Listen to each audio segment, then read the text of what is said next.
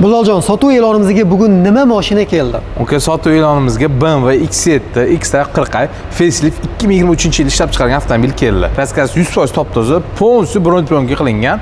Bor yo'q 30,000 kilometr masofa bosib o'tgan. Bilal aka, mana rostikasini taxtami? Da, okey, rostikasini taxta. Mashinamiz yaxshi komplektatsiyada.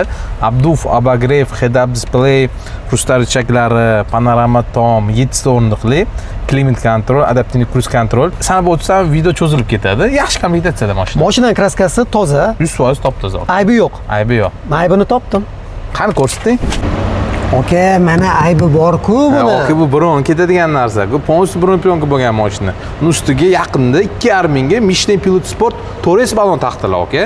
Okey, kraskasi toza ekan. Xo'p, ko'ndirdingiz. Bo'ladigan narxini necha pul qilib beramiz obunachilarimizga? Narxini 119,900 qilib beramiz. Hurmatli kuzatuvchilar, balkim sizlar X7 qidirayotgandirsizlar. Aynan shu X7 bizda bor. Bulaljon Motors hamda Benefit Motorsda. Kimga qiziq bo'lsa, bemalol murojaat qilib qo'ysanglar bo'ladi. Salomat bo'ling. Ta'minot qilib qolamiz.